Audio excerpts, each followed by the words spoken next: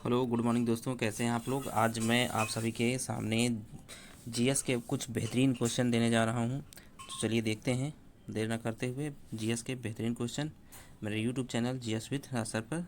चलिए देखते हैं पहला क्वेश्चन क्या है। बुद्ध ने अपने जीवन की अंतिम वर्षा ऋतु कहाँ बिताई थी। ऑप्शन ए श्रावस्ती में, ऑप्शन बी वैशाली में, ऑप्शन सी कुशीनगर में, ऑप्शन डी सारनाथ में। तो बताइए कहाँ पर अपनी अंतिम वर्षा ऋतु बिताई थी। तो इसका राइट आंसर जो होगा, तो इसका राइट आंसर होगा कुशीनगर। क्या होगा? कुशीनगर। क्या हुआ, इसके बारे में वर्णन करते हैं हम आपको कि महात्मा बुद्ध अपने जीवन के अंतिम पड़ाव में हिरणावती नदी के तट पर स्थित कुशीनगर, वर्तमान में कुशीनगर पहुँचे, जहाँ उन्होंने अपने जीवन की अंतिम वर्षा ऋतु बिताई थी। यहीं पर 483 ईस्वी में 80 वर्ष की अवस्था में बुद्ध ने महापरिनिर्वाण प्राप्त किया था। ठीक है, तो चलिए देखते हैं अगला क्वेश्चन। अशोक राम विहार निम्नलिखित में से किस स्थान पर स्थित है।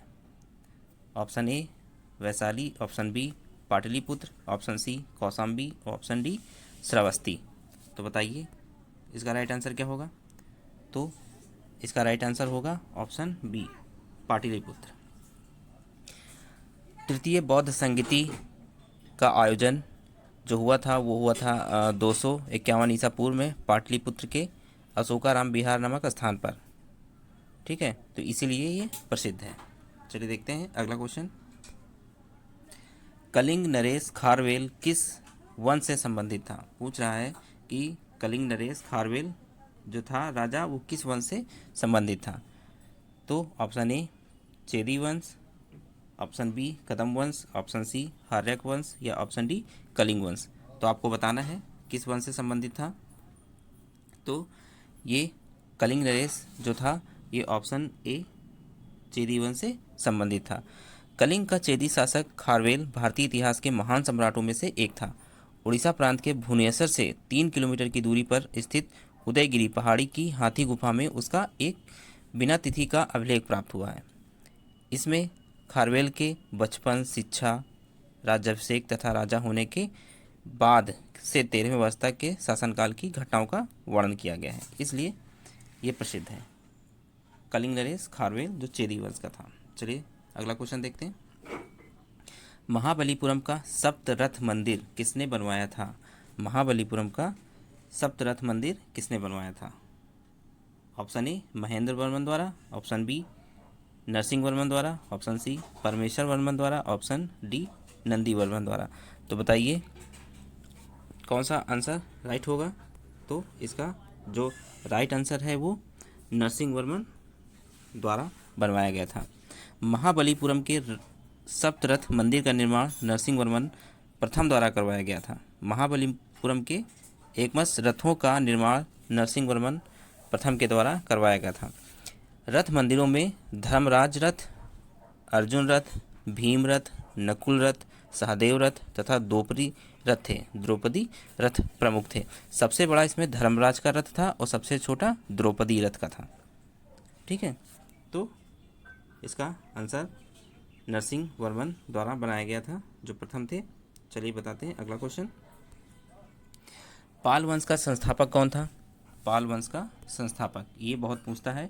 पाल वंश इसका राइट आंसर क्या होगा। इसका राइट आंसर होगा, पहले ऑप्शन देख लेते हैं। Option A Dharmapala, option B Devapala, option C Gopala या ऑप्शन डी रामपाल। तो इसका राइट आंसर होगा गोपाल। इसका राइट आंसर होगा गोपाल। पाल वंश की स्थापना बौद्ध धर्म के अनुयायी गोपाल ने 750 ईस्वी से और 770 ईस्वी में इसका शासनकाल था। गोपाल के पश्चात उसका पुत्र धर्मपाल पाल वंश का राजा हुआ था।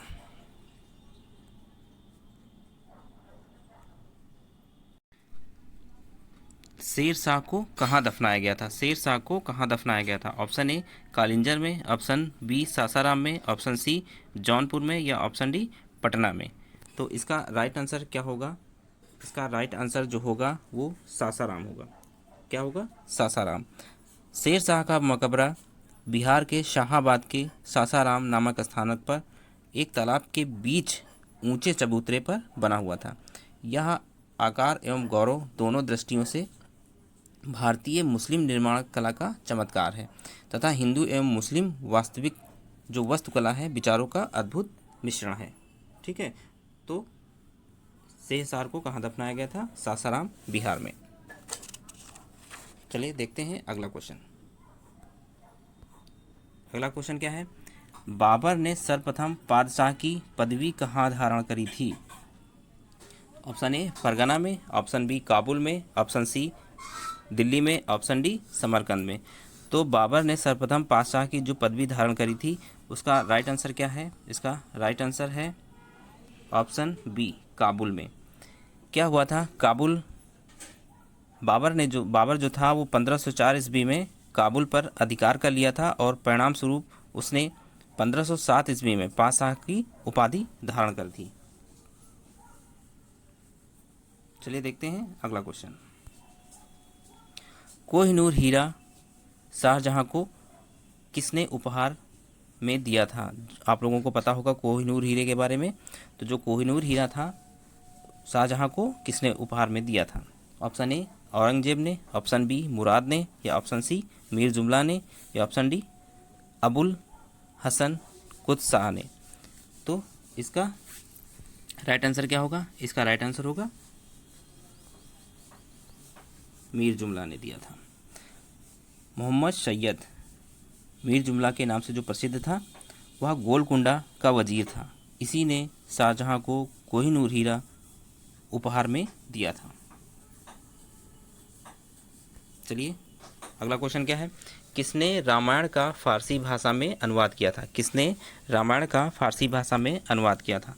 ऑप्शन ए मुल्ला सारी, ऑप्शन बी अबुल फजल ने, ऑप्शन सी फैजी ने, या अब्दुल कादिर बदायूनी ने। तो बताइए इसका राइट आंसर क्या होगा? तो रामायण का जो फारसी अनुवाद हुआ था तो इसने अब्दुल कादिर बदायूनी ने किया था। अकबर के शासनकाल में बदायूनी ने रामायण का, राजा टोडरमल ने भागवत पुराण का, और इब्राहिम सरहिंदी ने अथर्ववेद का, और फैजी ने गणित की पुस्तक लीलावती का अनुवाद किया था। चलिए चलते हैं अगले क्वेश्चन की तरफ। अगला क्वेश्चन कौन है? कौन नूरजहां के गुट का सदस्य नहीं था? कौन नूरजहां के गुट का सदस्य नहीं था? जहांगीर, गयास बेग, या आसिफ खां, या खुर्रम। तो इसका राइट आंसर क्या होगा? तो इसका जो राइट आंसर है आप लोगों को बताना है। तो इसका राइट आंसर होगा जहांगीर। तो राइट आंसर होगा जहांगीर। नूरजहां के गुट का नाम जुन्नता गुट था, जिसने उसका पिता एतामउद्दौला, माता अस्मत बेग, या भाई असफ खां तथा शहजादा खुर्रम शामिल था। इसके गुट का क्या नाम था? इसके गुट का नाम था जुन्नता गुट। जुन्नता गुट।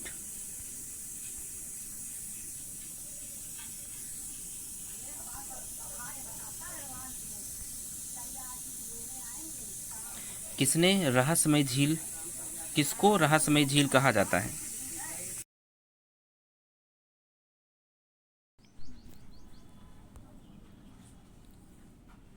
किसको रहस्यमय झील कहा जाता है? तो बताइए किसको रहस्यमय झील कहा जाता है? तो ऑप्शन ए जोर पोखरी झील, ऑप्शन बी डोडी ताल झील, ऑप्शन सी रूपकुंड झील, या ऑप्शन डी रेड हिल झील। किसको कहा जाता है? तो आपको बताना है राइट आंसर इसका। तो रहस्यमय झील कहा जाता है रूपकुंड झील को। रूपकुंड झील को रहस्यमयी झील कहा जाता है। यह उत्तराखंड के चमोली जनपद में है। ये कहाँ है? उत्तराखंड में है। कहाँ पर है? उत्तराखंड।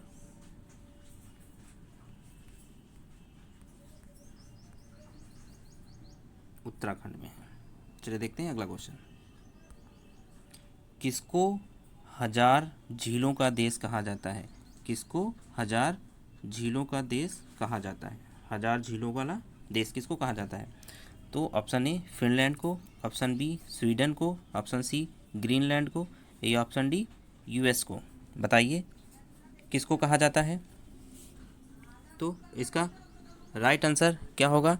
इसका राइट आंसर होगा फिनलैंड को। किसको? फिनलैंड को। फिनलैंड को हजार झीलों का देश कहा जाता है? चलिए देखते हैं अगला क्वेश्चन। किसे पर्वतों का सागर कहा जाता है? किसे पर्वतों का सागर कहा जाता है? तो बताइए। ऑप्शन ए जापान को, ऑप्शन बी ब्रिटिश कोलंबिया को, ऑप्शन सी दक्षिण अमेरिका का पश्चिमी तट, या दक्षिण पूर्व एशिया। तो पर्वतों का सागर किसे कहा जाता है? तो इसका राइट आंसर होगा ब्रिटिश कोलंबिया को। ब्रिटिश कोलंबिया को पर्वतों का सागर कहा जाता है तथा जापान को उगते सूरज का देश कहा जाता है। चलिए देखते हैं अगला क्वेश्चन। किसे विश्व का चीनी का कटोरा कहा जाता है? चीनी का कटोरा, विश्व का चीनी का कटोरा किसे कहा जाता है? तो बताइए इसका राइट आंसर क्या होगा?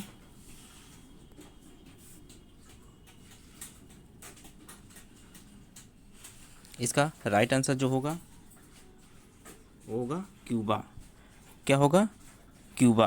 क्यूबा को विश्व का कटोरा, चीनी का कटोरा कहा जाता है, जो विश्व का है। ठीक है, चलिए देखते हैं अगला क्वेश्चन।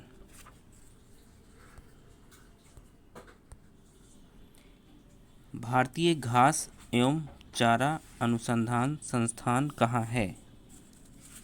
क्वेश्चन ये बार बार रिपीट होता है, तो आप लोग बताइए भारतीय घास एवं चारा अनुसंधान संस्थान कहाँ स्थित है? ऑप्शन ए बीकानेर में, ऑप्शन बी जबलपुर में, ऑप्शन सी भोपाल में, या ऑप्शन डी झांसी में। बताइए। भारतीय घास एवं चारा अनुसंधान संस्थान, तो इसका राइट आंसर जो होगा, इसका राइट आंसर होगा झांसी में। भारतीय घास एवं चारा अनुसंधान संस्थान कहाँ है? झांसी में। ठीक है, चलिए देखते हैं अगला क्वेश्चन। माही सुगंधा किस फसल की प्रजाति है? तो बताइए। ऑप्शन ए धान की, ऑप्शन बी गेहूं की, ऑप्शन सी सूर्यमुखी की, ऑप्शन डी सरसों की। तो क्या है? माही सुगंधा किसकी है? तो इसका राइट आंसर जो होगा ऑप्शन ए धान की। माही सुगंधा धान की एक विशिष्ट प्रजाति है। चलिए देखते हैं अगला क्वेश्चन। भारतीय दलहन अनुसंधान संस्थान कहाँ पर स्थित है? भारतीय दलहन अनुसंधान संस्थान कहाँ पर स्थित है? तो इसका राइट आंसर क्या होगा? ऑप्शन देख लेते हैं। कानपुर में, ऑप्शन बी जबलपुर में, ऑप्शन सी जयपुर में, ऑप्शन डी हिसार में। तो इसका राइट आंसर होगा कानपुर में। भारतीय दलहन अनुसंधान संस्थान की स्थापना 1884 में हुई थी। कब हुई थी? कब हुई थी इसकी स्थापना? 1884 में कानपुर में हुई थी। जो उत्तर प्रदेश में है। चलिए देखते हैं अगला क्वेश्चन। हरी खाद के लिए सबसे उपयुक्त फसल कौन सा है? हरी खाद के लिए सबसे उपयुक्त फसल कौन सी है? ऑप्शन ए आलू, ऑप्शन बी गन्ना, ऑप्शन सी सनई, या ऑप्शन डी चना। तो इसका राइट आंसर क्या होगा? इसका राइट आंसर होगा सनई। हरी खाद का अर्थ उन पत्तीदार फसलों से है जिनकी वृद्धि शीघ्र हो तथा काफ़ी मात्रा में बड़ी होने तथा फूल फल आने से पहले उन्हें जोतकर मिट्टी में दबा दिया जाता है।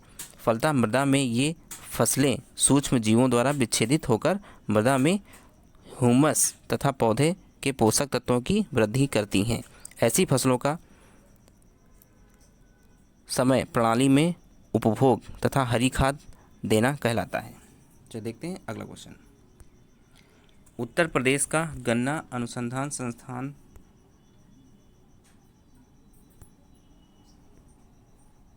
उत्तर प्रदेश का गन्ना अनुसंधान काउंसिल कहाँ पर है? उत्तर प्रदेश का गन्ना अनुसंधान काउंसिल जो है ये कहाँ पर है? तो ऑप्शन ए मेरठ में, ऑप्शन बी कानपुर में, ऑप्शन सी लखनऊ में, या ऑप्शन डी शाहजहाँपुर में। तो बताइए कहाँ है?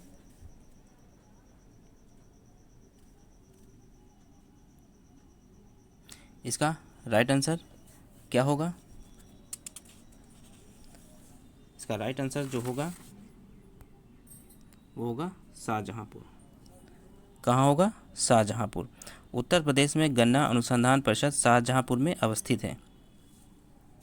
चलिए देखते हैं अगला क्वेश्चन। कहाँ शाकंभरी देवी मेले का आयोजन किया जाता है? ऑप्शन ए वाराणसी में, ऑप्शन बी विंध्याचल में, ऑप्शन सी मेरठ में या ऑप्शन डी सहारनपुर में।